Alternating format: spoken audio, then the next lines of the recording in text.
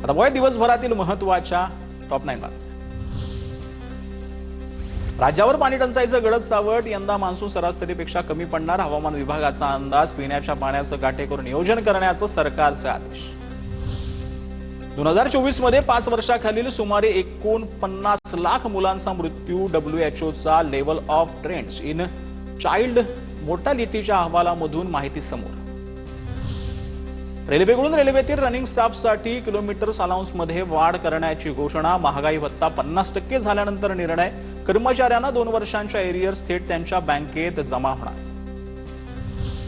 महाराष्ट्र केसरीचा हर्षवर्धन सदगीर ठरला मानकरी, महेंद्र गायकवाडचा 4-3 पराभव केला। हर्षवर्धन सदगीर दुसऱ्यांदा महाराष्ट्र केसरीचा मानकरी, हर्षवर्धन सदगीरनं पटकावली मानाची गदा। शेगावच्या श्री गजानन महाराज संस्थानच्या 132व्या श्रीराम नवमी उत्सवाला सुरुवात, 26 मार्च रोजी स्वाहाकार यज्ञाची पूर्ण आहुती देणार, दररोज विविध धार्मिक कार्यक्रमांचं आयोजन। अकोला जिल्हा सामान्य रुग्णालयामध्ये उष्माघाताचं कक्ष कार्यान्वित करण्यात आला, उष्माघातग्रस्त रुग्णांवरती तात्काळ उपचार करण्यासाठी आवश्यक सुविधा देण्यात येणार।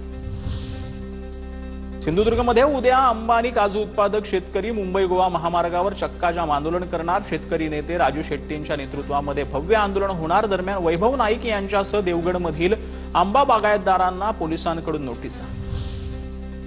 जळगावच्या धरणगावमधील साळवा गावामध्ये नागरिकांनी रातोरात परस्पर छत्रपती शिवाजी महाराजांचा पुतळा बसवल्यानं गोंधळ, विनापरवानगी पुतळा बसवल्यानंतर पुतळा काढण्यासाठी नागरिकांनी ठिय्या दिला। पुण्यातील ससून रुग्णालयाशी संलग्न बीजे वैद्यकीय महाविद्यालयाला राज्य सरकारनं स्वायत्ता नाकारली, ग्रँड मेडिकल आणि जे नागपूर मेडिकल कॉलेजला स्वायत्ता देण्यास राज्य सरकार अनुकूल।